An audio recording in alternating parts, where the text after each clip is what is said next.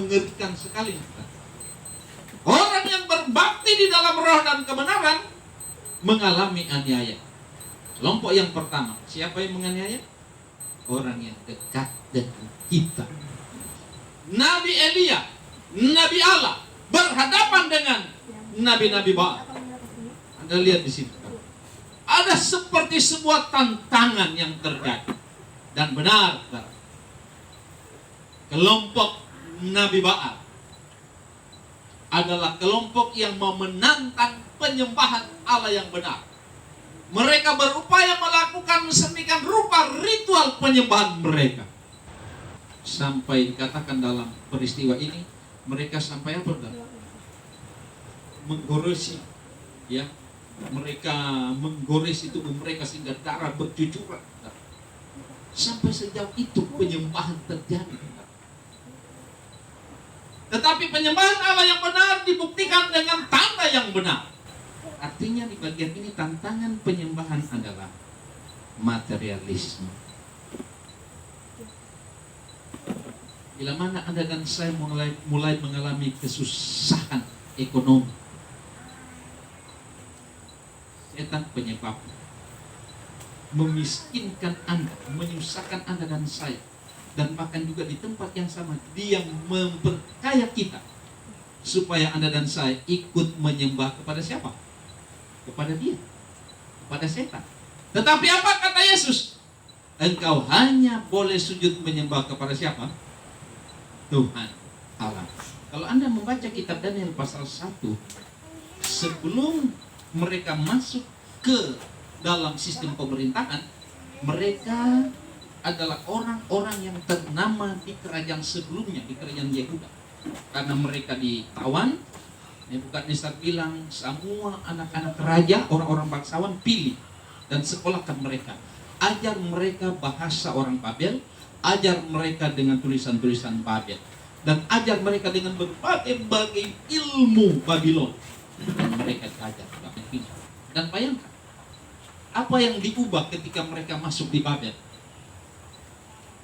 Nama mereka dulu diubah. Daniel dinamainya sebagai apa? Belsasar. Jadi memang nama Babel. Apa maksudnya? Supaya menghilangkan pikiran mereka di tempat mereka dulu. Habis nama yang diubah, apalagi yang diubah? Makanan mereka. Undang-undang dikeluarkan. Dekret yang keras telah dikeluarkan oleh Nebukadnezar. Dia bilang apa? Daniel 3:6. Siapa yang tidak sujud menyembah? Perhatikan, ini tantangan penyembah. Siapa yang tidak sujud menyembah akan dicampakkan seketika itu juga kemana? Ke dalam perapian yang menyala-nyala. Gambar tunjuk. Kita lihat sini tak? Begitu semua bunyi-bunyian, bunyi kecapi, seruling, gambus, deraja, gong, tifa, semua babunyi.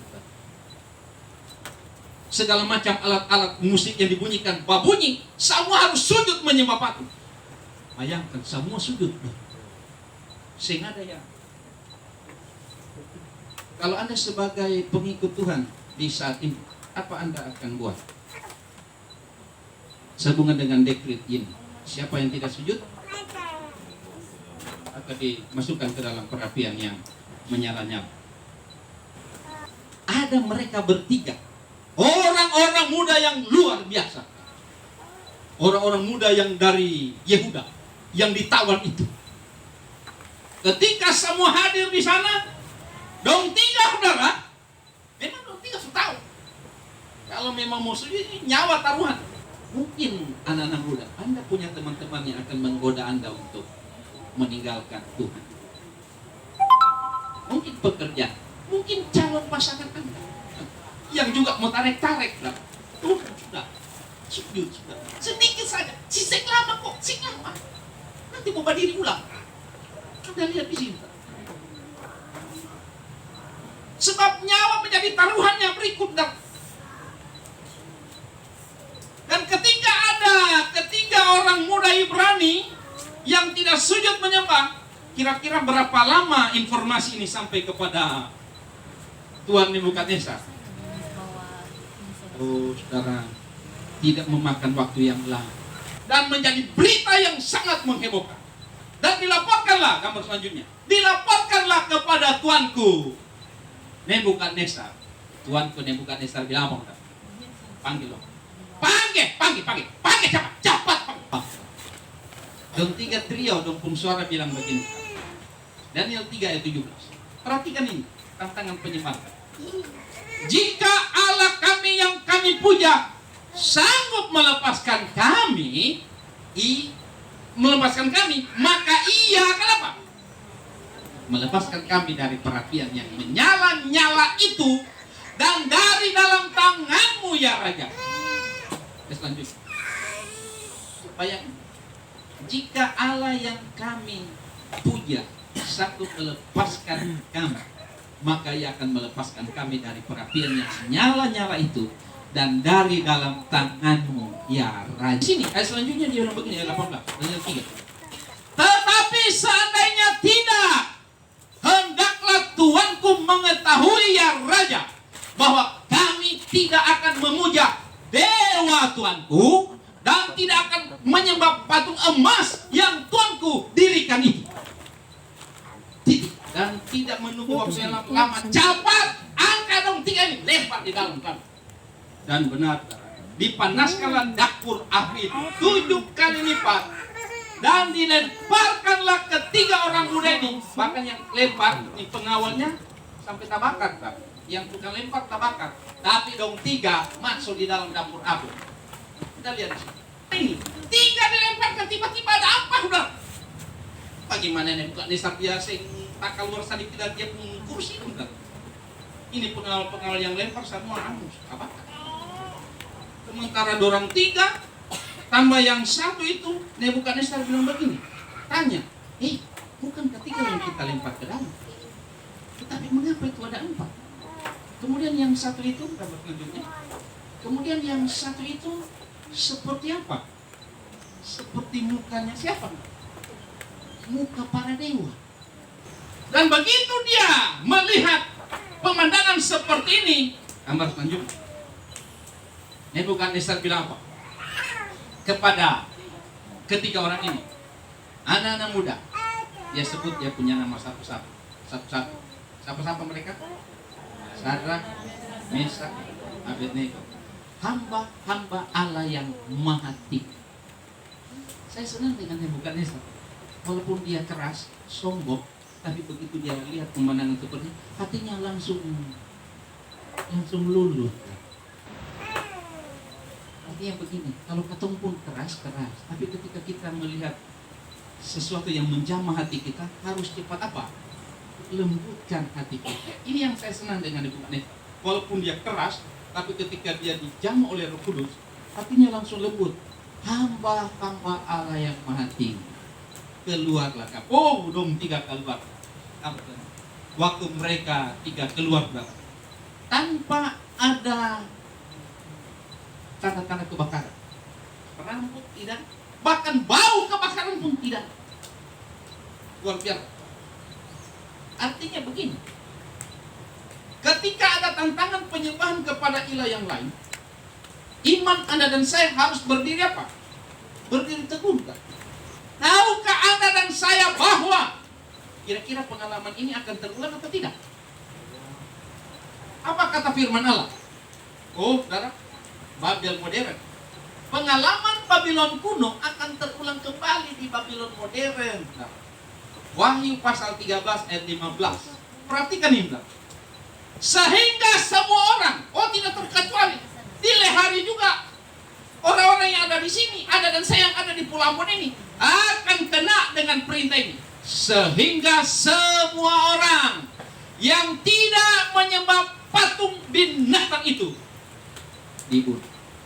Ini sudah kita wahyu, nubuatan yang mengarah kepada akhir zaman, bahwa akan ada patung modern yang akan didirikan, dan siapa yang tidak menyembah patung itu bukan cuma dibakar, tetapi apa? Dibunuh. Akhir zaman akan ada kuasa yang memintakan Anda menyembah mereka. Tetapi Allah menghadirkan pilihan. Anda mau pilih menyembah Allah yang benar, atau Anda memilih menyembah patung binatang itu? Sedikit waktu lagi. Namun sebelum datang kepada pemaksaan penyembahan, saudara, dia mau menjalankan dulu ini sistem ini. Nih, ya, tidak seorang pun yang dapat membeli atau apa? Menjual. Akan terjadi perpisahan. Ayah akan membenci anaknya, ayahnya akan memusuhi anaknya, kakak beradik akan bermusuhan oleh karena penyembahan, saudara. Ingat baik-baik ini. Jadi tidak akan ada kompromi di antara dua kelompok ini. Anda harus berdiri teguh. Itulah sebabnya pekabaran daripada malaikat. 3 malaikat. Malaikat yang pertama bilang apa? Wahyu 14 ayat 7. Sembahlah Dia yang telah menjadikan langit dan bumi dan laut dan semua mata air. Ini perintah. Perintah untuk menyembah Allah. Menyembah Allah, Allah yang telah menjadikan langit dan bumi dan laut dan semua mata air. Keluaran 20 ayat 11. Sebab 6 hari lamanya Tuhan menjadikan langit dan bumi dan laut dan apa? Segala isinya. Selanjutnya. Dan ia berhenti pada hari ke-7. Itulah sebabnya Tuhan memberkati hari Sabat dan apa? Menguduskan. Artinya, ketika Anda dan saya diperintahkan untuk menyembah Allah yang benar, adalah menyembah Allah yang berhenti pada hari ke-7. Allah yang menjadikan langit dan bumi, laut dan segala apa? Hari Sabat adalah tanda penyembahan kepada Allah yang benar.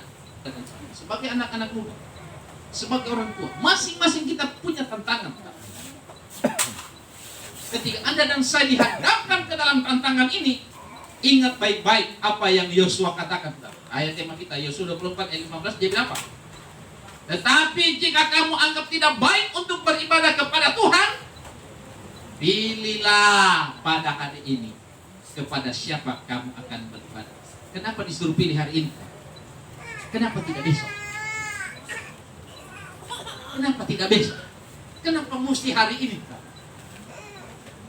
Apa Anda tahu besok masih mau tidur? Jangan-jangan tidur panjang. Itulah sebabnya pilihan harus kepada hari ini. Meskipun ada tantangan untuk menyembah Allah yang benar, pilihan harus dibuat hari ini. Kepada siapa kamu beribadah.